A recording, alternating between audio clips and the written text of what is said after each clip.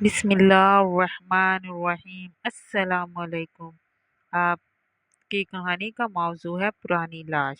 آپ کو پرانی لاش کی مکمل طویل جذباتی کہانی پیش کر رہا ہوں، جس میں نہ صرف تاریخی تسلسل بلکہ معاملات، احساسات، عبرت اور تجسس بھی شامل ہوں گے۔ پرانی لاش طویل اور مکمل اسلامی کہانی۔ باب نمبر 1، غرور کی بنیاد۔ مصر کی سرزمین پر دریائے نیل کے کنارے ایک وسیع سلطنت آباد تھی، جہاں ایک ایسا بادشاہ حکومت کرتا تھا جو خود کو رب اعلیٰ کہلواتا تھا۔ لوگ اسے فرعون کہتے تھے۔ اس کا محل آسمان کو چھوتا محسوس ہوتا تھا، اس کے حکم کے بغیر کوئی سانس بھی نہیں لے سکتا تھا۔ فرعون کا کہنا تھا، ان ربکم العلیٰ، میں تمہارا سب سے بڑا رب ہوں۔ لوگ خوف سے اس کے سامنے جھک جاتے، لیکن دلوں میں لرزتے۔ صدائیں کچھ اور کہتی، غلام، عورتیں، بچے سب اس کے ظلم کی چکی میں پس رہے تھے۔ باب نمبر 2، ایک ماں کی دعا۔ ایک دن ایک بنی اسرائیل عورت نے اپنے نوازا بیٹے کو کہا، اس کا چہرہ چاند سا روشن، دل کہتا یہ بچہ عام نہیں، مگر خبر ملی کہ فرعون نوازا بچے کو قتل کروا رہا ہے۔ ماں نے دل پر پتھر رکھا اور اللہ کے حکم سے اپنے بیٹے کو ایک صندوق میں رکھ کر نیل دریا میں بہا دیا۔ دل سے صرف ایک دعا نکلی، اے میرے رب، اسے اپنی حفاظت میں رکھ۔ باب نمبر 3، بادشاہ کے محل میں نبی کی پرورش۔ وہی صندوق فرعون کے محل کے قریب کنارے پہ آ لگا۔ فرعون کی بیوی آسیہ نے اس بچے کو گود میں لیا اور محبت سے کہا، یہ بچہ ہماری آنکھوں کی ٹھنڈک ہوگا، اسے قتل نہ کرو۔ فرعون حیران تھا، مگر بیوی کی ضد کے سامنے خاموش رہا۔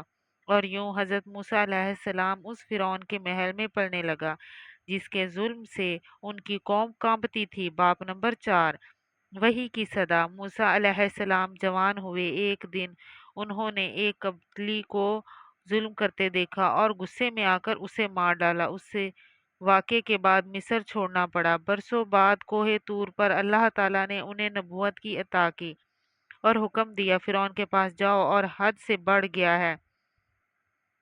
باب نمبر 5، نرمی سے تبلیغ۔ حضرت موسیٰ علیہ السلام فرعون کے دربار میں گئے، نرمی سے کہا، اللہ کا پیغام لے کے آیا ہوں، صرف اسی کی عبادت کرو، اسی سے ڈرو۔ فرعون ہنسا اور بولا، کیا تو وہی ہے جو میرے محل میں پلا، اب مجھے اللہ کا حکم دیتا ہے؟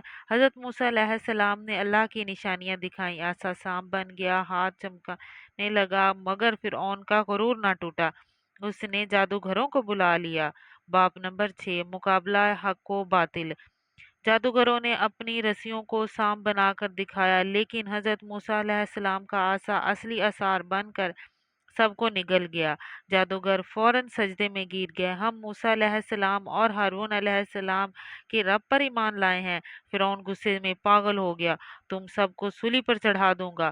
باب نمبر 7، آخری فیصلہ۔ آخر کار حضرت موسیٰ علیہ السلام کو اللہ تعالیٰ کا حکم ہوا کہ راتوں رات اپنی قوم کو لے کر نکل جاؤ۔